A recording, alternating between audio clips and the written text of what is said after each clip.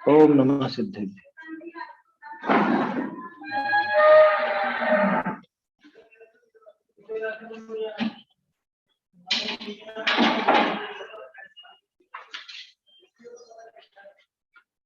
नमो देव अरहंत सिद्ध आचार्य जो बुझाय, साधुन को नित प्रति जजुं ये मम हो सहाय।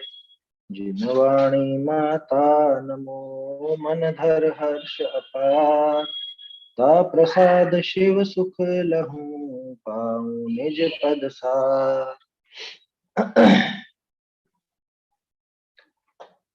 ये जिन प्रतिमा यथावत स्वरूप ग्रंथ पर अपनी चर्चा चल रही है।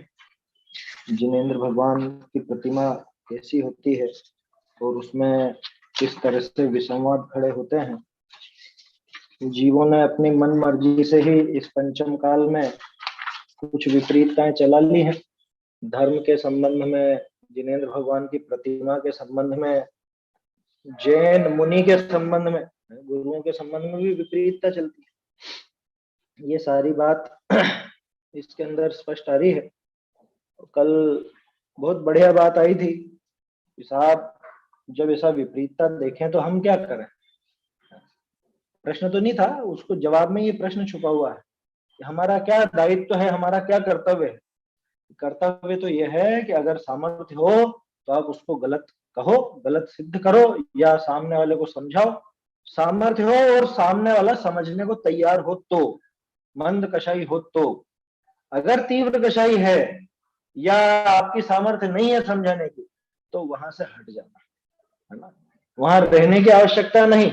उस जगह पर या उस संस्था में या उस समूह में, उस संगठन में, मंडल, जो भी नाम हो, है ना, अगर विपरीतता है और विपरीतता हटाई नहीं जाती है तो ऐसे ढीले बन करके नहीं रहना, अरे क्या करें, नहीं मानते नहीं मानते, ऐसे करके रहना नहीं, क्योंकि उसमें आपके अनुमोदन का दोष लगेगा। आप अगर वहां बने रहते हैं तो इसका मतलब आपकी पूरी अनुमोदना है, ऐसा उसका आशय निकलता है। बढ़िया उदाहरण दिया था कोयल लेखा और दूध का कि भाई वो सामने वाला अगर विपरीत मार्गी है, बिल्कुल विपरीत चल रहा है और तीव्र कषाय भी है, तो उसको समझाने में अपनी शक्ति, अपनी बुद्धि खर्च मत कर। खुद के ही विकल्प खड़े होंगे। सहज ऐसा भाव बन जाए, सामने वाला समझने को भी तैयार हो, मंद कषाई हो तो फिर भी एक बार प्रेम से कह दे, लेकिन पीछे नहीं पड़ना उसको। तो पीछे नहीं पड़ने का मतलब जो हो रहा है होने दो, ऐसा नहीं। आपकी सामर्थ्य है तो पुरजोर विरोध करो, और सामर्थ्य नहीं है तो बिल्कुल हट जाओ, ऐसी जगह से दूर रहो। ऐसा श्री गुरु की आज्ञा थी। बढ़िया पंक्ति आई थी, सो ऐसी जानकर जे सरधानी जीव है, सो वाद विवाद रहित मध्यस्थ होए करे। आपके घट में, आपके है? घट है और र थोड़ी ना, र नहीं होता ही। आपके घट में आपके सरदान को सदैव निर्मल रखे। क्या अपने हृदय में अपने श्रद्धान को सदा निर्मल रखता है। सामने वाला नहीं मानता कोई बात नहीं, लेकिन अपन ढीले नहीं पड़ते। अपने को, स्वयं को जरा भी उसमें ढीलापन नहीं होना चाहिए। स्वयं तो अपना श्रद्धान दृढ़ रखे। कैसा दृढ़ रखे? निशयन के तंग में बताया ना रत्नकरण श्रावकाचार्य, इत्य कंपाय संभवत, तो तलवार की धार की तरह ऐसा तीक्ष्ण, बिल्कुल भी वहां पे भोथरापन नहीं चलेगा, बिल्कुल भी ढीलापन नहीं चलेगा। ऐसा ऐसी होनी चाहिए श्रद्धा। तो क्या कहा? अपने घट विषय आपके सरधान को सदैव निर्मल रखें। अब इसके आगे अपने को पढ़ना है ना। पेज नंबर 6 है, ये पत्र नंबर 6। पेज नहीं कहना चाहिए वास्तव में, ये पत्र है। ये पत्र में आगे पीछे दोनों का शामिल हो जाता है। चलिए यहाँ स्क्रीन पे मैं आपको ये दिखा रहा हूं।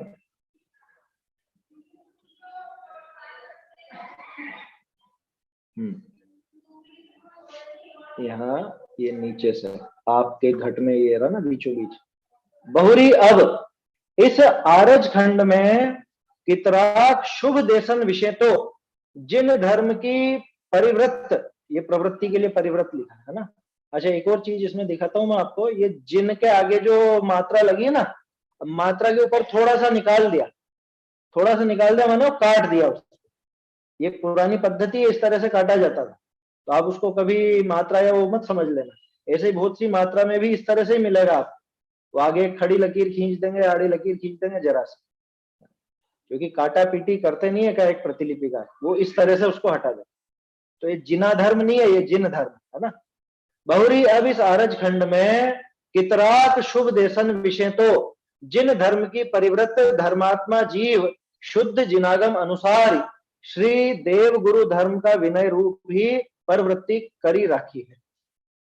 और कितराक देशन विषय जड़ बुद्धि मिथ्या दृष्टि, देखो यहाँ पे भी प्रयोग उन्होंने वैसा ही, मिथ्या दृष्टि जीव है, तिनके अज्ञान होनहार नरकादिक गतिन का है।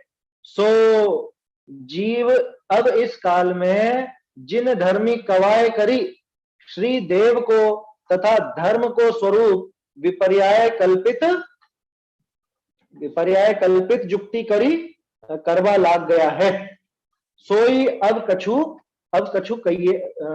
एक कहिए है। पहले यहीं तक देख लेते हैं अपन, क्योंकि इसके बाद फिर आगे इसका प्रकरण चलेगा। क्या कहा कि भाई अब इस काल में इस आर्य खंड में, वैसे तो आर्य खंड है ये, है ना, भरत क्षेत्र है और उसका आर्य खंड है। इस आर्य खंड में कितराक शुभ देशन विषय, तो बहुत से शुभ देश तो ऐसे हैं। अब उस जमाने में छोटे छोटे देश ही थे, सब अलग अलग ही थे। आया समझ में?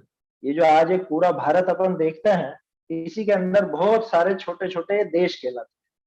तो आप सोचो कि शुभ देशन में तो फिर कौन कौन से देश दूसरे, वो देश नहीं भाई। राजपूताना ये मध्य प्रदेश का हिस्सा, वो अलग कहलाता था, है। अवध अलग है, बंग अलग है, अंग अलग है, ऐसे अलग अलग नाम होते थे। मराठवाड़ा अलग था, गुजरात अलग था, ये सब देश थे ये अलग। कुल मिला के जहाँ की बोली अलग, वो देश अलग, ऐसा समझ लें। तो ऐसे छोटे छोटे देश थे, उनमें बहुत से शुभ देशों में तो, शुभ क्यों कहा? शुभ देशों में तो जिन धर्म की प्रवृत्ति धर्मात्मा जीव शुद्ध जिनागम अनुसार श्री देव गुरु धर्म का विनय रूप ही प्रवृत्ति कर रहा है। तो शुभ देश वो कहलाएंगे कि जहां देव गुरु धर्म का बराबर जैसा शास्त्रों में कहा गया है वैसा ही स्वरूप चल रहा हो, वैसी प्रवृत्ति चल रही हो, देव के संबंध में, गुरु के संबंध में, धर्म के संबंध में, जहां पे बिल्कुल उचित प्रवृत्ति चल रही है, वो शुभ देश। ये भी बहुत बड़ा संदेश है, छोटे छोटे से शब्दों में कैसा कह देते हैं लेखक। कितराक शुभ देशन विषय, तो बहुत से शुभ देशों में तो कौन से शुभ देश की जहां पे देव गुरु और धर्म की शास्त्रों के अनुसार ही विनय रूप ही प्रवृत्ति चल। और विनय का अर्थ अपन ने कल भी बात की थी, अज्ञानता हो चाहे कषाय हो, उस अज्ञानता अथवा कषाय से उनके स्वरूप से विपरीत प्रवृत्ति करना या उनके स्वरूप को बिगाड़ देना, ये उनका अविनय है, साक्षात अविनय। भले उनको लगता हो कि हम तो भक्ति कर रहे हैं, उन जीवों को ऐसा लगता हो कि हम तो भगवान की भक्ति कर रहे हैं, भगवान की विनय कर रहे हैं, लेकिन वास्तव में वो अविनय है, अगर उनका स्वरूप बिगाड़ा तो, ऐसा समझ। क्या कहा कि अब इस आर्य खंड में कितने ही शुभ देशों में तो जिन धर्म की प्रवृत्ति कैसी चल रही है, जिनागम के अनुसार ही देव गुरु धर्म की प्रवृत्ति चला रखी है। किन जीवों ने? जो समझदार जीव, धर्मात्मा जीव, वही है धर्मात्मा। असली धर्मात्मा कौन? कहने को सभी कह देते हैं हम तो बहुत धर्मात्मा, हमारे तो धर्म की बहुत रुचि है। सुना होगा आपने बहुत से लोगों से, बहुत से कहते हैं ना हमको तो धर्म के बिना रहा नहीं जाता, और रात में खाना नहीं छूटता, बाहर का छूटता नहीं, आलू प्याज छूटते, और हमको तो, उनके लिए धर्म क्या है कि साल में एक बार शिखर जी हो है या कोई तीर्थ क्षेत्र की यात्रा करा, हो गया धर्मात्मा। 10 लक्षण में एक आध उपवास कर लो, हो गया धर्मात्मा। एक आध या 10 कर लो भले, लेकिन बाद में क्या प्रवृत्ति है पूरे साल भर, उससे निर्णय होगा। और खास चीज तो यह है निर्णय करने वाली, आपने उस धर्म को सही समझा है या नहीं। देव गुरु धर्म का स्वरूप जो शास्त्रों में बताया वैसा स्वीकार करते हो कि कुछ अन्यथा स्वीकार कर लेते हो, हर किसी नमस्कार कर लेते हो, हर किसी की विनय कर लेते हो, इससे पता चलेगा कि धर्मात्मा है या नहीं। आया समझ में? नाम धराने से कुछ नहीं होता। हर नगर के बाहर बोर्ड लगा मिलता है, धर्म नगरी फला फला में आपका स्वागत है ना, देखे होंगे आपने सबने, वो हर जगह लिखा मिलता है। धर्म नगरी तो जरूर लिखेंगे, साथ में भले कुछ और भी लिख दे। तो धर्मात्मा जीव जहां पे शुद्ध जिनागम के अनुसार श्री देव गुरु धर्म का विनय रूप ही प्रवृत्ति कर रखी है, वो शुभ देश। और कितराक देशन विषय है ना, कितराक माने कितने ही देशों में जड़ बुद्धि मिथ्या दृष्टि जीव है लोग। जड़ बुद्धि माने अज्ञान, दोनों दो तरह से जड़, कल देखा था ना, दो तरह से जड़ता, एक तो ज्ञान नहीं हो तो जड़ता, दूसरा कषाय की वजह से जड़ता, कषाय वश भी वो विपरीत प्रवृत्ति करता है। कितराक देशन विषय जड़ बुद्धि मिथ्या दृष्टि जीव हैं, तिनके अज्ञान होनहार नरकादिक गतिन का है क्या, उनका एक तो अज्ञान उनके पड़ा हुआ और आगे होनहार कैसी उनकी नरकादिक गति में जो जाने वाले हैं। कह रहे कैसे कह रहे हो आप हैं? वो तो बेचारा धर्म कर रहा है, वो तो भगवान की भक्ति कर रहा है, अब उसको स्वरूप नहीं मालूम है, इतने मात्र में नरक निगोद चल जाएगा? ये 100% जाएगा। कैसे जाएगा? अवर्णवाद किया ना देव का, देव गुरु धर्म सबके तो अवर्णवाद कर दिया उसने। सूत्र आएगा आगे अभी, तत्वार सूत्र का जो प्रसिद्ध सूत्र, केवली श्रुत संग धर्म देवा वर्णवादो दर्शन मोह, कि जिसने इतना भयंकर दर्शन मोह बांधा है वो आगे घूम फिर करके तो नरक निगोद में जाने ही जाना। समझ में ही बात? तो कितराक देशन विषय जड़ बुद्धि मिथ्या दृष्टि जीव हैं, इनके अज्ञान होनहार नरकादिक गतिन का है। सो जीव अब इस काल में जिन धर्मी कवाय करी, ये जो भी अपन ने बात की ना, धर्मात्मा कहलाते, कवाय करी मतलब कहला करके, कहलाते तो जिन धर्मी है वो, कि साहब हम जैनी हैं, हम जैन धर्मावलंबी हैं, हम जैन धर्म का सेवन करते हैं, श्री देव को तथा धर्म को स्वरूप विपर्य कल्पित युक्ति करी करवा लाग गया है। ऐसी अब विपरीत प्रवृत्ति चल रही है, भगवान का, गुरु का, धर्म का, इन सबका स्वरूप मन माफिक कैसा भी विपरीत कल्पित करने लग गए हैं, विपरीत कल्पना करते हैं और तरह तरह की युक्तियां बनाते हैं, विपरीत युक्तियों से उसको सही सिद्ध करना चाहते, करने लग गए। सोई अब कछु कहिए है। अब यहाँ पे उसके बारे में थोड़ा सा बताते हैं। चलिए आगे पढ़ते हैं इसको।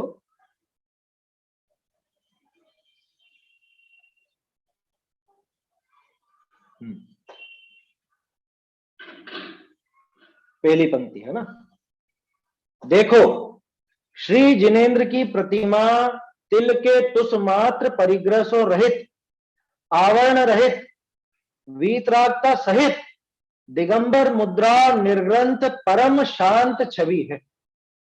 तिनके तो चंदनादिक लेप चरणा के लगाए, सरागता करी विपर्य करे, भावात निर्ग्रंथ पढ़ाने बिगाड़ देवे, और श्री धर्म की अविनय रूप के ही प्रवृत्ति करे, कारण अनेक झूठ कल्पित युक्ति बनाए करी, जिन मत का ग्रंथनि में रूपे है, ये नहीं छूट गया इसमें, निरूपे है आएगा, ग्रंथनि में निरूपे है ऐसा। बहुरी रात्रि पूजन करे हैं, तथा जिन मंदिर में शयन करे हैं, तथा ऊंचा सिंहासन बिछाए आप ऊपर बैठे, जिन वाणी को नीचे राखी करी बाँचे है, तथा जिन मंदिर में गादी तकिया लगावे हैं, तथा जैन का गुरुपणा की ठसक धरा करी परिग्रह रखे हैं, बहुरी श्री जिनेन्द्र का नाम ले करी अपने लोभ कषाय पोषने के निमित्त फूलन की माला को लीलाम करे हैं, तथा जिन मंदिर के आश्रय आपकी आजीविका पूरी करे हैं, तथा जिन मंदिर के आश्रय पैखानादिक कर रखा है, तथा स्नान करी चूल्हा बाल जिन मंदिर में रसोई करे हैं, इत्यादिक अनेक प्रवृत्ति अज्ञानी जीव धर्म का अभिनय रूप जिन मंदिर में करे है, ऐसे श्री देव को तथा धर्म को अवर्णवाद व अविनय इस काल में मिथ्या दृष्टि जीव जिन मत में करे है, तो अन्य मत की कहा कथा। पहले यहीं तक देखते हैं इस पेज को, फिर आगे देखेंगे। देखिए मंदिर में क्या क्या काम हो रहे हैं और क्या क्या नहीं होना चाहिए, ये भी इसके अंदर स्पष्ट रूप से बताया जा रहा है। मैंने पहले ही आपसे कहा था कि प्रतिमा का तो एक नाम है, वास्तव में तो सारी प्रवृत्तियां आ जाएंगी कि क्या उचित है और क्या अनुचित है। क्या कह रहे हैं, वो बता रहे हैं कि कैसी कैसी विपरीत प्रवृत्ति और विपरीत युक्तियां होने लग गई। देखो, श्री जिन मंदिर की प्रतिमा तिल के तुषमात्र परिग्रह से रहित। सबसे पहली बात तो प्रतिमा के ऊपर, क्या भगवान की प्रतिमा वास्तव में कैसी होती है, कैसी होना चाहिए, उसमें किस तरह से हमें प्रवृत्ति करना चाहिए, ये सारी बात, ये शुरू से यही प्रकरण उठाया था प्रारंभ में। जिनेन्द्र की प्रतिमा तो तिल के तुषमात्र परिग्रह से रहित। क्यों? कि साक्षात जिनेन्द्र कैसे है कि जब जिनेन्द्र के ही वो तिल तुष मात्र परिग्रह नहीं होता, तिल तुष, तिल्ली का छिलका कितना हल्का और क्या कीमत उसकी, इतना मात्र भी जिनके ये परिग्रह नहीं होता, तो उनकी जो प्रतिमा बनाई जाएगी उसमें परिग्रह संभव है? मान लीजिए कि कोई महिला है, अब उस महिला के चेहरे पे एक बाल नहीं है और उस महिला का चित्र बनाया जाए मूंछों सहित, बात समझ में आ रही है? संभव है क्या कि बुआ जी के मूंछे लगा दो तो फूफा जी बन जाएंगे? ऐसा होता है कभी? तो जैसे ये नहीं संभव, उसी तरह से वो प्रतिमा के रंच मात्र भी, जरा भी तिल तुष मात्र भी परिग्रह संभव नहीं। तिल तुष मात्र परिग्रह से रहित, आवरण रहित, आवरण मतलब कोई भी उसका ऊपर लेप या कुछ आवरण हो, वो नहीं। ध्यान रखना, आवरण और आभरण दोनों से रहित। बात करी थी 2-3 दिन पहले अपन। आवरण तो लेप वगैरह है और आभरण माने आभूषण, ऐसा व और भ का अंतर है। आवरण रहित, वीतरागता सहित। कैसी होती है कि संपूर्ण परिग्रह रहित और वीतरागता सहित, ऐसे। दिगंबर मुद्रा निर्ग्रंथ परम शांत छवि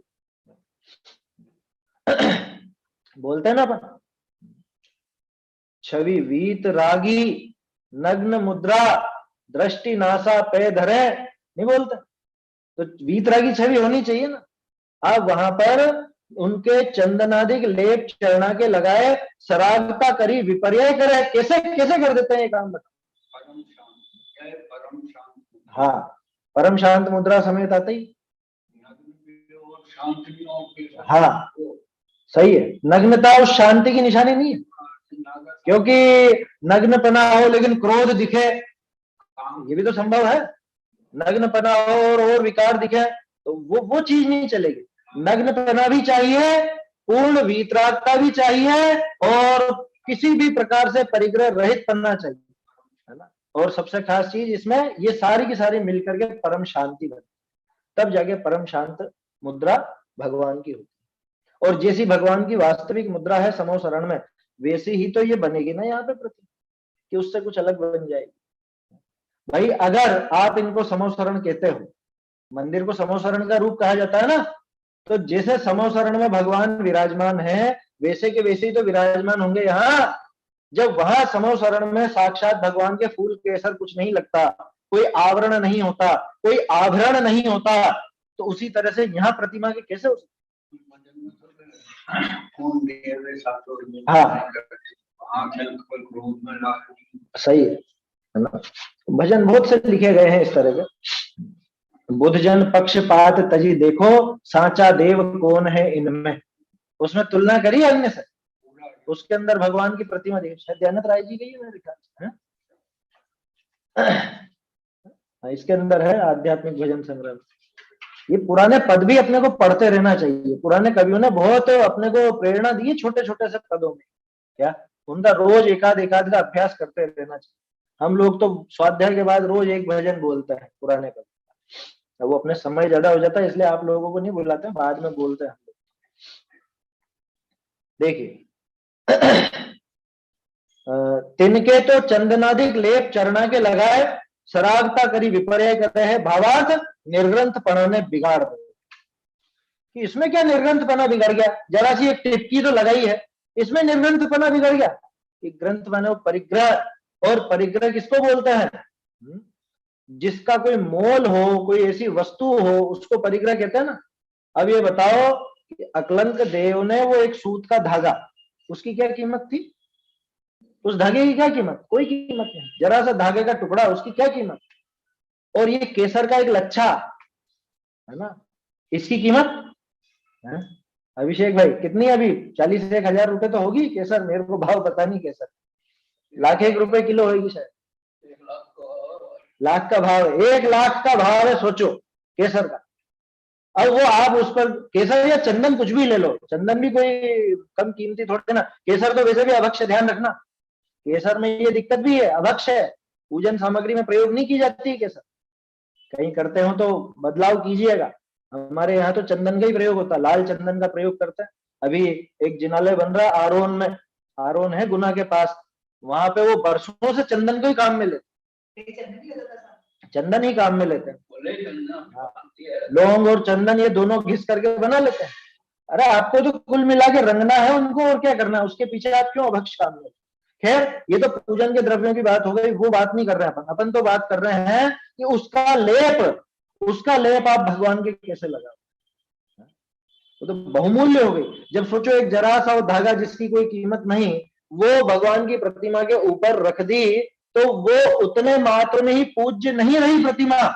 तो ये इतनी जो बहुमूल्य कहलाती है केसर या चंदन, ये इसका लेप लगाने पे फिर वो परिग्रह आएगा कि नहीं आएगा, निष्परिग्रही कैसे रहेगी वो प्रतिमा। आप कह तो रहे हो छवि वीतरागी है और दिगंबर मुद्रा, और यहाँ पे दिगंबर तो खंडित हो गया, यहाँ पे ये पूरी की पूरी समझ लीजिए जो निष्परिग्रह दशा है वो खंडित। लिखा ना भावार्थ, निर्ग्रंथ पढ़ाने बिगाड़ देते हैं निर्ग्रंथ पढ़ाने।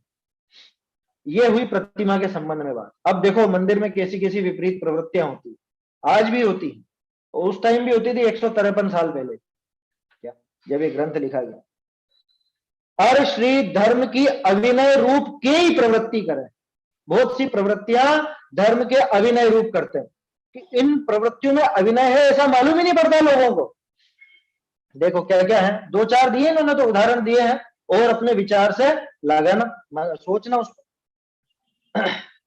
कारण अनेक झूठ कल्पित युक्ति बनाए करी, जिनमत का ग्रंथनि में निरूप है। क्या अब लोगों को ऐसा तर्क मिल जाता है कि देखो वहां भी वो लिखा है, वो लिखा है, वो लिखा है, ऐसी झूठी झूठी कुछ भी युक्तियां बना करके। पहली बात तो वो ग्रंथ प्रामाणिक है या नहीं, किसके द्वारा लिखा गया कुछ पता नहीं, और ऐसी खोटी कहानियों का आश्रय ये धर्म के स्थान पर मंदिर में अथवा भगवान की प्रतिमा में अथवा जिनवाणी में अथवा सच्चे जो गुरु होते हैं उनमें ऐसी विपरीत कल्पनाएं कर लेते हैं और विपरीत प्रवृत्ति करने लग जाते हैं। सीधा ही पानी का उनका पर्वत का उनका तो लगातार उनकी को होती रहती है क्या? नहीं ऐसा कहाँ आता है उसमें?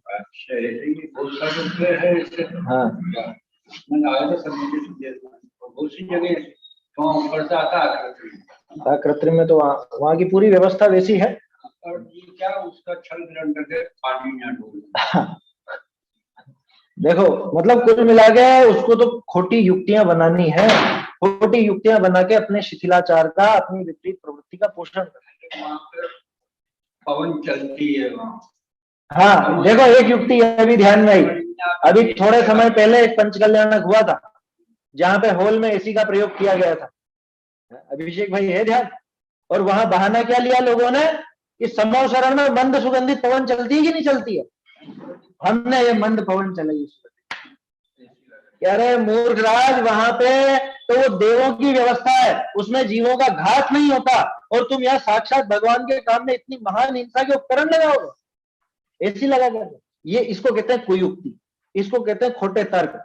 ऐसे खोटे तर्क और खोटी युक्तियां करके वो अपने शिथिलाचार का या विपरीत प्रवृत्ति का पोषण करे, ये किसी भी तरह से उचित। समझ में आई बात? मंदिरों में पंखे हैं, ये मंदिरों में पंखे उचित है? बताओ पंखे किसके लिए है बताओ? मंदिर किसका है? मंदिर तो भगवान का है ना। अगर ये भगवान जिनको आप कहते हो कि ये भगवान है, तो वो पूरा का पूरा एरिया उनका है, ठीक है, तो उन्हीं के हिसाब से प्रवृत्ति होगी कि आपके हिसाब से? मंदिर वो पंखे तो खुद की सुविधा के लिए लगाए हैं, है समझ में? और गुरुदेव तो खुले में मना करते थे, बिल्कुल स्पष्ट मना करते थे, आया समझ में? और गजब हो गया, थोड़े दिन पहले एक कुछ ऐसी खबर देखने को मिली, एक व्यक्ति ऐसा बोलता है कि ये सारे के सारे पंखे उनके सब सोनगढ़ से आए। सुना नहीं सुना? सोनगढ़ से आए हैं सर। बताओ कितनी बुद्धि भ्रष्ट है कि जो व्यक्ति खुद ने पंखा नहीं चलाया, जो पंखे की मना करते थे। द्रव्य दृष्टि जिनेश्वर का कौन सा है? 977वां 977 नंबर का, जहां तक मुझे ध्यान है, पहले ग्रुप पर भेजा भी था मैंने, उसमें स्पष्ट उन्होंने कहा कि ये रुमाल है ना, रुमाल, इस रुमाल से ऐसे ऐसे हवा करे या कागज से हवा करे, ये अभिनय है जिनवाणी का। और साफ फटकार देते थे, मना करते थे, और वहां से आएंगे पंखे। दिमाग में पक्षपात इतना जबरदस्त भर गया है लोगों के, अब वेश इतना ऊंचा धारण कर रखा है और खुले में झूठ बोलता, गजब हो गया।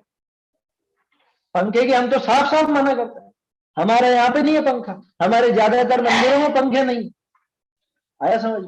आज भी आप देख सकते हो जाकर के, बहुत से स्थान हैं जहाँ पे जो अपने स्वाध्यायी जन है तो पंखों का प्रयोग नहीं करते। जिनालय में पंखों का क्या काम, ये बताओ? भगवान का मंदिर है ना, तो भगवान का स्थान है ना, तो भगवान के काम की चीजें रखो, आपकी सुविधा की चीजें क्यों जुटाते हो?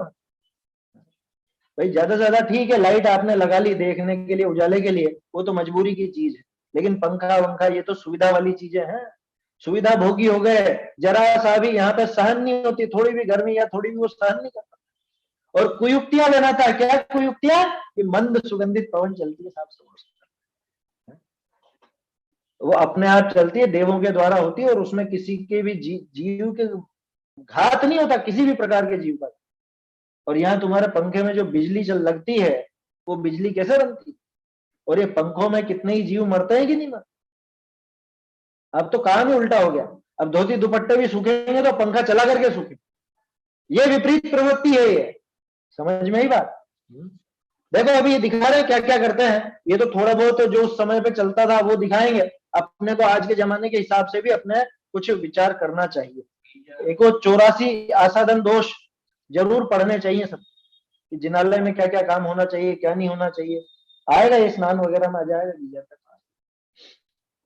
क्या कह रहे हैं देखो, ऐसी खोटी कल्पित युक्ति बना करके जिन मत का ग्रंथनी में निरूपय है, कि देखो देखो लिखा है साहब। अरे किसने लिखा है, क्या लिखा है? तेरे जैसे किसी भ्रष्ट शिथिलाचारी व्यक्ति ने वो लिख दिया और उसको मान लो। मूल जो देखो धर्म की खास बात कौन सी है? कभी भी बहस हो ना, कह रहे ये ऐसा लिखा है, ये ऐसा लिखा है, तो सीधी सी परीक्षा करना कि धर्म के मुख्य बात वही है जो हमारे कुंद कुंद आदि आचार्य बता करके, अगर कुछ बहुत ही आवश्यक बात होती तो वो जरूर बता करके। जो बहुत से लोगों को तर्क रहता है ना, पक्ष रहता है कि नहीं ये काम तो होना ही चाहिए साहब, ये तो होना ही चाहिए। अगर होना ही चाहिए वाली बात होती तो कुंद कुंदाचार्य, उमा स्वामी आचार्य, समंत भद्र स्वामी, ये सब हमको बता करके जाते हैं। बहुत जरूरी अगर कोई चीज हो, जो सबसे महत्वपूर्ण बात है वो बता करके गए हैं, लिखा है साफ साफ ग्रंथों में। अणुव्रत है, महाव्रत है, या शुद्धात्म तत्व की जो बात है, सात तत्व का जो विचार है, वो सारी महत्वपूर्ण बातें वो बता करके। और झगड़ा किन चीजों में होता है? बिल्कुल फालतू की बातों में, जिनमें कोई दम। चावल ऐसे चढ़ाना कि ऐसे चढ़ाना, यूं चढ़ाना कि यूं चढ़ाना है, इन्हीं में माथा खपाता रहता है। कह रहे महत्वपूर्ण बातें ये नहीं है, महत्वपूर्ण बातें वो थी जो कुंद कुंदाचार्य आदि सब बता कर देता है। और खोटी युक्तियां मत बनाना कि देखो ये भी लिखा है, ये शास्त्र में लिखा है। कौन से शास्त्र में लिखा है? किस आमना का, आमनाय का है? कुंद कुंदाचार्य की आमनाय का है या नहीं? परीक्षा करना। वो तो उदाहरण दे देंगे, स्त्रियों की प्रक्षाल का भी ले लें कि देखो देखो लिखा है, ये लिखा है, ये मालूम है। अभी जैसे उस टाइम पे भी थे बहुत से लोग, उस टाइम माने ये 1001 साल के अंदर, जब ये शिथिलाचार थोड़ा प्रवृत्त हुआ ना, उसके पहले नहीं मिलेगी आपको ये चीजें। और मिल भी जाए तो भी अपन पहले एक बात समझ चुके हैं, कितनी बार ये बात करते हैं, प्राकृत में लिखा हुआ होना ये कोई प्रामाणिकता की निशानी नहीं, संस्कृत में लिखा हुआ होना ये प्रामाणिकता की निशानी नहीं, पुराना होना ये भी प्रामाणिकता की निशानी है ना। सीधी सी बात है, हमारे जो आचार्य देव हैं, कुंद कुंद आदि आचार्य हैं, महान आचार्य, वो जिस ट्रैक पर चले उसके अनुसार ही वो बात हो तो स्वीकृत है, उससे विपरीत हो तो वो स्वीकृत नहीं। क्योंकि दिगंबर धर्म तो कुंद कुंदाचार्य की आमनाय से है। आया समझ? कौन है दिगंबर धर्म का प्रणेता? कौन? कुंद कुंदाचार्य हैं, उनके बिना तो नाम ही नहीं। बोलते ही मंगलम भगवान वीरो मंगलम गौतमो गणि, दो के बाद सीधा ही नाम कुंद कुंदाचार्य का, मंगलम कुंद कुंदाचार्य, किन्हीं और आचार्य का नाम नहीं लिया गया। और खुद कुंद कुंदाचार्य ने नहीं बनाया था वो छंद, नहीं तो कोई सोचे कुंद कुंदाचार्य खुद लिख गए, खुद के लिए। ये तो अभी 200-300 साल के अंदर बना हुआ छंद है, या और पहले का भी हो। ये अपन ने देखा था, अष्टपहुड़ की जो प्रस्तावना देखी थी, उसमें कुंद कुंदाचार्य कितने महान थे, क्या उनकी समझ लो जीवनी थी, क्या क्या उनकी हिस्ट्री थी, वो सारी चीज अपन ने देखी। आया समझ में? तो इसलिए ये जो लिखा ना कि खोटी युक्ति कल्पित, अनेक झूठ कल्पित युक्ति बनाए करी जिन मत का ग्रंथनि में निरूपण, जिन मत के ग्रंथों में ऐसा निरूपण कर देते, लिख भी जाते हैं बहुत से, थोड़े मान लो बुद्धि चातुर्य मिल गया तो वो लिख जाएंगे। समझ में ही बात? जैसे एक दूसरी टीका बताई थी ना मैंने आपको, षटपहुड़, वो जो टीका है उसमें 20 पंथ का बहुत पोषण, वो तो उल्टा सीधा खूब लिखता है। देखिए अभिषेक भाई, षटपहुड़ की टीका 400 साल पुरानी। अब विद्वत्ता मिल गई, थोड़ी सी बुद्धि मिल गई, संस्कृत में लिखना आता है तो कुछ भी लिखे जाओ, लेकिन वो जिनागमोक्त नहीं है, वो अपनी शुद्ध आमनाय से मिलती हुई बात नहीं है, तो बिल्कुल भी स्वीकार नहीं की जा सकती। उस बहाने से शिथिलाचार का पोषण नहीं किया जा सकता। हमेशा याद रखना, पुराना लिखा हुआ मिल जाना ये कोई प्रामाणिकता की निशानी नहीं है। पुराने तो खूब मैं आपको तंत्र मंत्र बता दूंगा यहाँ पे, कुछ हस्तलिखित 400-500 साल पुरानी, तो उससे कोई सच थोड़ी ना हो जाता। अरे चौर्य कला या लूटने की कला, ठगने की कला, ये सब तो बहुत लंबे समय से चल रहा है, तो क्या उसको प्रामाणिक मान लिया जाए? अनादि से ही है ना। ये 5 पाप जो बताए जाते हैं कब से नहीं हो रहे, तो हो रहे हैं, तो पुराने हो रहे हैं, तो इस वजह से क्या उसको प्रामाणिक मान लो? समझ में आ रही है बात? इसलिए तर्क और युक्ति से पूरी बुद्धि लगा करके शुद्ध आमनाय कैसी है, कुंद कुंद आचार्य देव ने क्या बताया, क्या समझाया है, उस ढंग से हमको ये सब स्वीकार करना चाहिए। देखो अब यहाँ पे कुछ उदाहरण दे रहे हैं, कैसी कैसी खोटी प्रवृत्तियां चल रही हैं और क्या नहीं होना चाहिए उसके संग। बहुरी रात्रि पूजन करे हैं लोग, तथा जिन मंदिर में शयन करे हैं, पहले एक लेते हैं रात्रि पूजन करते हैं। रात्रि पूजन कौन करता है? रात्रि पूजन, पहले तो रात का अर्थ समझ लेना, बहुत विस्तार है इस बात में। रात माने क्या होता है? सूर्यास्त के बाद, ठीक है ना, और सूर्योदय के पहले, सूर्योदय के पहले भी रात ही है। समझ में आ रही है बात? अभी लोगों को क्या लगता है, जैसे दिन तो धीरे धीरे लेट उगने लगा है ना, अब वो थोड़ा सा उजाला हो गया हो गया हो गया हो गया, और जाकर के वो द्रव्य वगैरह भी चढ़ाएंगे, पूजा भी कर लेंगे, प्रक्षाल भी कर लेंगे। आपको पता है हमारे यहाँ पे 7:15 तक जाता है सूर्य, 7:15 बजे होने लग जाएगा, लगभग 14 जनवरी के आसपास, है ना। सब जगह का अलग अलग रहता है, 2-5 मिनट का अंतर। बहुत सुविधा है, अब तो मोबाइल पे आप देख सकते हो, गूगल में वो वेदर का रहता है ना, उसमें आप रोज का देख सकते हो, आज कितनी बजे का सूर्योदय, कितनी बजे का सूर्यास्त। और एक और सुविधा है उसमें, अगर आप अंतर मुहूर्त टालना चाहते हो वो भी आता है उसके अंदर, डॉन और डस्क ऐसा लिखा हुआ मिलेगा आपको। क्या बहुत सुविधा, प्रयोग करना चाहिए, है ना। आपका खुद का स्थान डाल दो, कौन से स्थान पर आप हो, है ना। जैसे कोई भोपाल में, कोई ग्वालियर में, कोई बाड़ा में, कोई कहाँ है, कोई कहाँ है, तो वो अपनी जगह पर देख लेगा कि भाई आज कितना सूर्योदय है, कितना सूर्यास्त, उस हिसाब से प्रवृत्ति चले। खैर वो तो सूर्योदय सूर्यास्त की बात। अब ये जो बात आई कि रात्रि पूजन करे है, इसका क्या मतलब? जो विपरीत है, बिल्कुल विपरीत, वो तो रात में भी कर लेंगे, है ना। मैंने सुना है, हमारे कुछ भाई हैं साउथ के, वो बताते हैं कि शाम के टाइम सूर्यास्त के बाद भी पूजा कर लेते हैं साउथ में, कहीं कहीं पर, सब जगह नहीं, कहीं कहीं पर ऐसे कर लेते हैं जहाँ पे बिल्कुल बहुत ही विपरीतता है, वहां हो जाती है।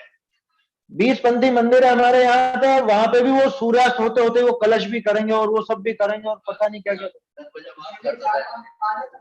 है। रात के 10 बजे बाद तेरस की घटका, तेरस तेल और रात्रि पूजा होती है, कलश होता है रात को 10 बजे बाद। ये मतलब 30 साल तो हो गए होंगे इस बार। 5 बार जब आया था दयाचंद जी उज्जैन वाला, मैंने कहा इसको बंद करा जाओ, आपका आत्मा जेठ लीजा, आपका कब्जा मन वहां बंद करेंगे। मतलब इतनी विपरीतताएं तो चलती थी, अभी भी पता नहीं कहीं चलती हो तो चलती हो। हाँ ये 10 लक्षण में 14 होती है, तो अनंत 14 के कलश करते हैं लोग बात, और वो शाम को भी सूर्यास्त हो जाए उसके बाद भी करते हैं। ये क्या है? ये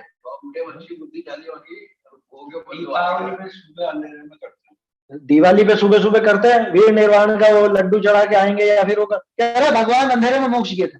अरे वो अंधेरे में मोक्ष किए तो तू अंधेरे में चढ़ा दे सब कुछ, है? तू अंधेरे में चढ़ा देगा क्या? मालूम है देखा है ना, बचपन में देखा है वहां। तो कहने का अर्थ ये है, ये सारी रात्रि पूजन है ये, और रात्रि पूजन, रात्रि में मंदिर नहीं खुलते हैं शुद्ध आमनाय के, पता है?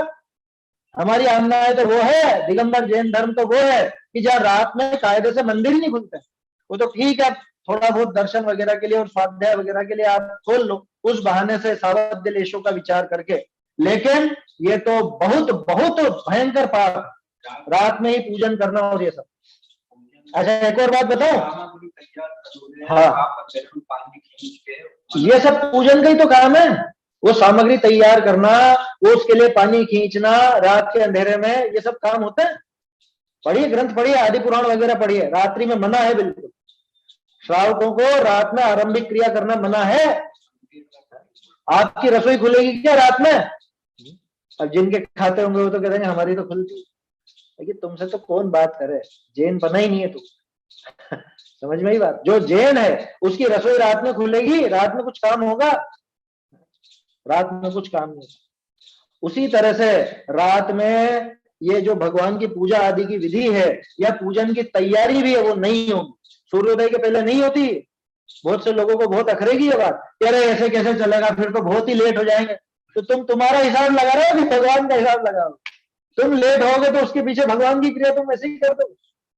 अरे ससुर जी रहना 6 बजे बाद पहले ताला लगा देते थे रसोई में, बहू जी हमारे। जरूरी है, वो जरूरी है, रात में रसोई में ताला लग जाना जरूरी है। जैनियों का तो घर ऐसा ही होना चाहिए, किसी मेहमान को खिलाते भी नहीं थे बिल्कुल, भले बुरा लगे लगे। सही है वो, एक बार एक नन्ना सौ रोग टाले। पहली बार में आप मना कर दो कि साहब आप रात को हमारे यहाँ आओगे तो हमारे यहाँ तो व्यवस्था नहीं हो, पहली बार में लग जाएगा तो लग जाएगा, बुरा क्या फर्क पड़े। मैं भी नहीं खिलाती रात को किसी को। हाँ नहीं खिलाना कभी भी, है ना, जैन ऐसे ही होता है।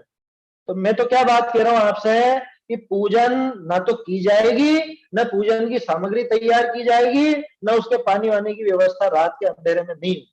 वो सूर्योदय के पहले वो काम नहीं होता है। और ये मैं मेरे मन की नहीं कह रहा हूँ, ये देखो इन्होंने भी लिखा, और इन्होंने क्या लिखा, इनके पहले बहुत लिख चुके हैं विद्वान भी और आचार्य भी। रात में कोई आरंभिक क्रिया मना है श्रावकों के लिए, बिल्कुल मना। पढ़िए आप, श्रावकाचार्य पढ़ते ही नहीं कोई भी। लोगों को अध्यात्म का चस्का ऐसा है जो श्रावकाचार्य या कुछ ऐसे ग्रंथ देखने में तो यूं समझते हैं अरे ये क्या करना, ये क्या देखना, और क्रियाएं उठपटांग करते हैं। ये बताओ रात में जब पूजा, रात में खाते हो क्या? रात में खा क्यों नहीं लेते अगर रात में पूजन करते हो? रात में अगर पूजन की सामग्री तैयार कर सकते हो तो भोजन भी बना लो फिर रात में, फिर उसमें क्या अंतर रह गया? वैसा ही तो काम है, ये भी सामग्री वो भी सामग्री है। ये सामग्री तैयार करने बैठे हो रात में तो वो भी कर लो। भाई आप अंधेरे में दर्शन करने जा रहे हो, कोई बात नहीं, चलो दर्शन तो कर लो आप, लेकिन रात में मंदिर की कोई क्रिया नहीं की जाती।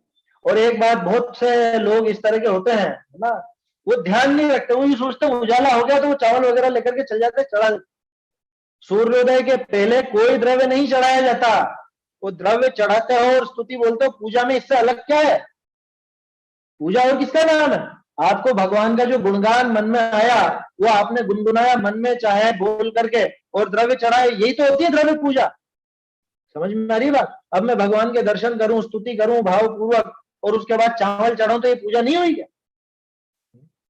ये अंधेरे में नहीं होता है काम, कभी भी अंधेरे में ये काम नहीं होगा। तो बहुरी रात्रि पूजन करे हैं, रात में कोई काम नहीं होगा मंदिर का। ज्यादा से ज्यादा आपको करनी है जाकर चुपचाप बैठ जाओ, दर्शन कर लो, है ना, आपके मन में कोई स्तुति भक्ति वो कर लो, स्वाध्याय कर लो, इससे ज्यादा कोई क्रिया मंदिर में नहीं की जाती, नहीं की जानी चाहिए। गुमानी राम जी का मंदिर है ना जयपुर में, वहां पे वो आज भी शायद नहीं खुलता, कुछ समय पहले तक का तो पक्का मालूम है, अभी का मुझे स्पष्ट पता नहीं, लेकिन पहले यही सुना था रात को मैंने सूर्यास्त के बाद ताले लग जाते हैं तो सूर्योदय होने पे ही खुलता है।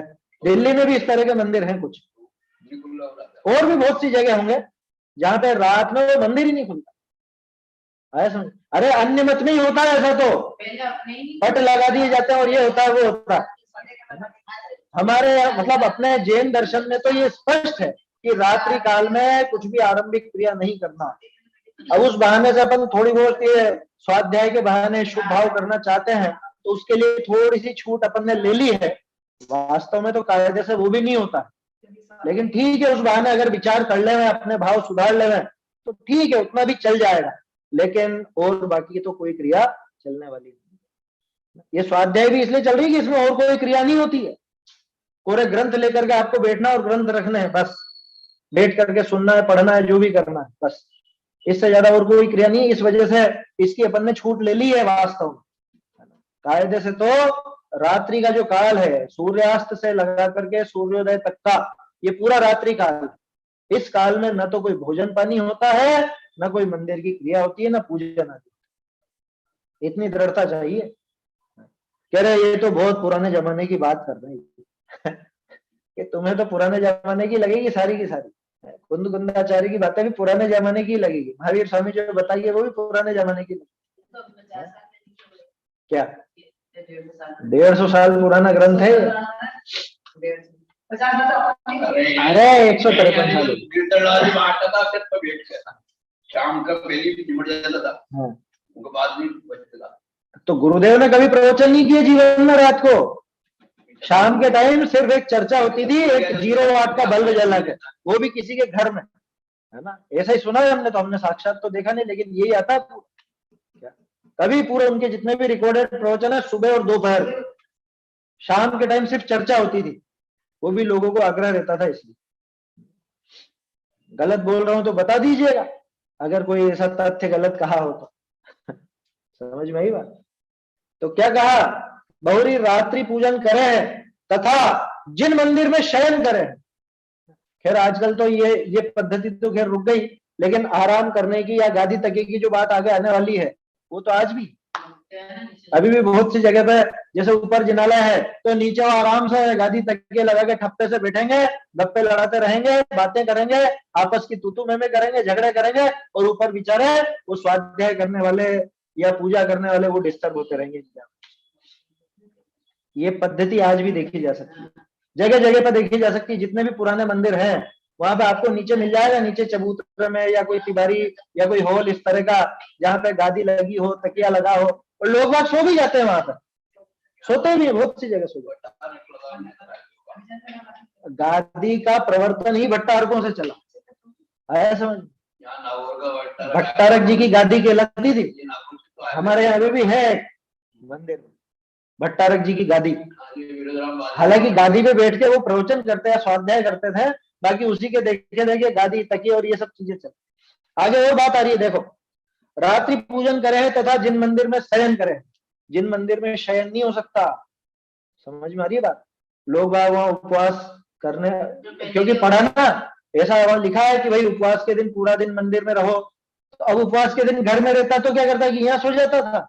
अब मंदिर में रहो बोला है तो मंदिर में जाके सो जाएंगे हम। मंदिर में शयन नहीं होता है, वो जागरण की जगह, शयन की जगह नहीं है। तथा ऊंचा सिंहासन बिछाए आप ऊपर बैठे, जिन वाणी को नीचे रखकर बाँचे हैं लोग। गजब हो गया। ये तो आज भी हमको सीखने लायक है ये बात।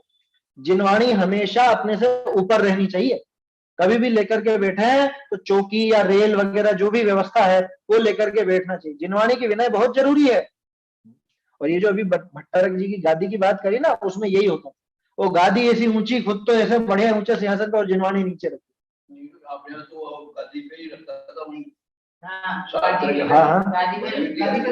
उसका आशय एक और है भाई, पढ़ेगा जब तो ऊंचा रखना ही पड़ेगा, लेकिन दूसरे ग्रंथ वो सब तो पढ़े नीचे और खुद ठप्पे से ऊंचा बैठे, वो चीज नहीं चलेगी। आया समझ में? वो बिल्कुल नहीं चलेगा। अब इस बहाने दूसरी और बात भी विचार कर, जिनवाणी का विनय बहुत जरूरी है। जिनवाणी के विनय के लिए आप लोग एक काम जरूर करें, कोई पन्नी वगैरह हो ना, जैसे हम लोग तो क्या करते हैं, ग्रंथ रहते हैं तो उस पर पन्नी लगाते हैं, क्योंकि बोलने का काम है। बोलते हैं तो निश्चित रूप से आपको भले नजर आए चाहे नहीं आए, आपको महसूस हो चाहे ना हो, लेकिन वो थूक वगैरह अपने मुंह से निकलते हैं, बारीक बारीक कण निकलते हैं। तो जिनवाणी की विनय के लिए वो जरूरी है। दूसरी बात, वो जो रेल आती है, रेल ऐसी वो चौकी क्रोस, वो चाहिए। क्यों? कि आप सपाट उस पर रखोगे तो जिनवाणी की जिल्द खराब होगी, जिल्द बिगड़ती है उससे, इसलिए रेल रख के बैठना चाहिए। अब किसी के बहुत ऐसा हो जाता है कि चौकी बहुत ऊंची है, अब रेल रखे तो और ज्यादा ऊंची हो जाएगी, तो उसकी फिर ऐसी व्यवस्था करो जो वो मुड़े नहीं, है ना। वो जो जिल्द है, जिनवाणी की जिल्द खराब ना हो, ऐसा कुछ उस पर ध्यान रखना चाहिए। और भी बहुत सी बातें जिनवाणी की विनय की, तो ऐसे झटके से बंद कर देना, यूं ऐसे रख रहे इकट्ठे बैठते ना, जैसे बहुत सी सभा में, तो बहुत से लोगों को देखा है ग्रंथ लेकर के आएंगे और ऐसे पटकेंगे, ऐसे ये पटकना नहीं कभी भी, बहुत विनय पूर्वक आराम से शांति से रखना, शांति से ही उठाना, ये विनय जरूरी है जिनवाणी की। आया समझ? पूजन की पुस्तकें होती हैं, पुरानी पुस्तकों में आपको हर एक किताब में चावल के दाने, लौंग या गीली गीली, और वहां पे वो बिल्कुल पीला हो जाता है, कागज सड़ जाता है, गल जाता है, जीव पड़ जाता है। ये जिनवाणी की महा अविनय है, भयंकर पाप है इसका। क्या ये कहाँ लिखा रहा है इसमें? यहाँ तो सिर्फ ऊंचे बैठने की अविनय की बात लिखी है। अविनय कैसे कैसे होती है वो विचार कर लो। जिनवाणी जहां पे हम रखते हैं घर में, वो बिल्कुल सुरक्षित ऐसी जगह हो जहां धूल मिट्टी या कुछ ऐसी बात ना हो, है ना। हर कैसे हाथों से नहीं छूना, हर कैसे कपड़ों से नहीं पढ़ना, ये अपने को विचार करना चाहिए। जिन कपड़ों से आप भोजन करते हो, जिन कपड़ों से मलमूत्र त्याग करते हो, बाथरूम आदि जाते हो, किसी और से मिलते हो, बाजार में घूमते हो, उन वस्तुओं से, उन वस्त्रों से कभी जिनवाणी को छूना, इतनी विनय रखनी चाहिए। आया समझ? अब हमारी तो पद्धति कैसी है कि हम तो हर किसी कपड़ों से, अरे दिन भर कौन बदलता रहेगा, हमको तो बार बार काम पड़ता। तो भाई सीधी सी बात है, घर के कपड़े एकदम अलग रख लो, पढ़ने के अपने जिनवाणी के, जब भी पढ़ो तो वो पहन के पढ़ लो, अथवा जब आपको भोजन करना या बाथरूम आदि जाना है तो आप फिर वो कपड़े बदल करके जाओ, उसमें क्या समस्या है। विनय तो रखनी पड़ेगी। आया समझ में? ये ऐसी बातें कोई काम की नहीं है कि जिनवाणी हम तो तकिए के नीचे रख के सोते हैं जब शांति से नींद आती। ये फालतू की बातें मत करो, उसमें कोई विनय नहीं है, महाविनय का दोष है। और ऐसे को नहीं उतरती जिनवाणी। लोगों को लगे कि अरे उसको तो जिनवाणी इतनी प्रिय है, वो तो तकिए के नीचे रख के सोता है, पढ़ते पढ़ते सोता है, ये विनय नहीं कर रहा है, इसको उतरने वाली नहीं है जिनवाणी, ये पक्का मानना। बहुत से लोग कह देते हैं इस तरह से कि इतना प्रेम रखो जिनवाणी से कि लेटते समय भी तुम्हारे पास में जिनवाणी। अरे वो अशुद्ध है, वो बिस्तर अशुद्ध है, वो सारी की सारी गंदगी है, पूरे घर में गंदगी फैली है। एक स्थान नियत रखो और उस स्थान की शुद्धि रखो, सीधी सी बात है। आया समझ में? जिनवाणी हर कहीं पे लेकर के नहीं बैठना, हर कहीं लेकर के नहीं पढ़ना, इतनी विनय जिनवाणी की होनी चाहिए। क्योंकि जिनवाणी वो साक्षात पूज्य है। देखो एक छोटा सा तर्क देता हूं आपको। आप जो पूजा करते हो, द्रव्य पूजन करते हैं ना, तो वो जो द्रव्य है, पूजन की थाली, वो हर कैसे हाथों से छू लेते हो क्या उसको? है? हर कैसे कपड़े पहन करके उन द्रव्य से कर लेते हो पूजा? क्यों? द्रव्य में क्या हो गया? द्रव्य पूज्य है क्या? द्रव्य पूज्य है क्या? द्रव्य पूज्य नहीं है, लेकिन द्रव्य की तो इतनी विनय, और उस द्रव्य से जिसकी आप पूजा कर रहे हो, वो देव शास्त्र गुरु, देव को तो चलो हाथ नहीं लगाते हाथ के साथ, लेकिन शास्त्र भी तो पूज्य है ना। शास्त्र की पूजा उस द्रव्य से की जाती है। उस द्रव्य का तो आप इतना विनय रखते हो कि हर के हाथों से उसको छूते नहीं, सिर्फ द्रव्य का। और जिनवाणी जिसकी पूजा कर रहे हो उसको हर के हाथों से छू लो। समझ में आ रही बात? इसलिए पूरी विनय सहित, पूरे बहुमान सहित जिनवाणी का अभ्यास करना चाहिए, तब जाकर के जिनवाणी गलत करती है, नहीं तो नहीं होती। ऐसी बात है। ये विपरीतताओं के संबंध में और भी ये बात, अभी तो पैराग्राफ ये बड़ा है, ये तो बात बिल्कुल सीधी सीधी, इन पर और विचार कीजिएगा। आज जो अपन ने रीडिंग करी, एक बार फिर से आपको पढ़ देता हूं मैं पैराग्राफ, दिन भर विचार कीजिएगा कि हम क्या क्या इस संबंध में और गड़बड़ करते हैं। बहुरी रात्रि पूजन करे हैं तथा जिन मंदिर में शयन करे हैं तथा ऊंचा सिंहासन बिछाए आप ऊपर बैठे, जिनवाणी को नीचे राख करीब बांचे हैं। इसमें सारी बातें ले लेना, किस तरह से ग्रंथ रखना, किस तरह से खोलना, किस तरह से पढ़ना। तथा जिन मंदिर में गादी तकिया लगावे हैं तथा जैन का गुरुपना की ठसक धरा करी परिग्रह रखे। हम गुरु हैं, हमारी मर्जी पड़े जैसे रहेंगे, ठसक धरा करी, शब्दों का प्रयोग देखो। गौरी श्री जिनेन्द्र का नाम लेकर ही अपने लोग कषाय पोषणे के निमित्त फूलन की माला को नीलाम करे। नीलाम, नीलाम माने नीलाम, नीलाम शब्द जान करके लिखा है उन्होंने। बोली जमता है, लोगों को बोली रख दिया, वो नीलामी तो और क्या है, करेंगे कल इस पर चर्चा करेंगे विस्तार से। तथा जिन मंदिर के आश्रय आपकी आजीविका पूरी करे लोग, तथा जिन मंदिर के आश्रय पेखानादि कर रखे, ऐसी दुर्बुद्धि भी है लोगों।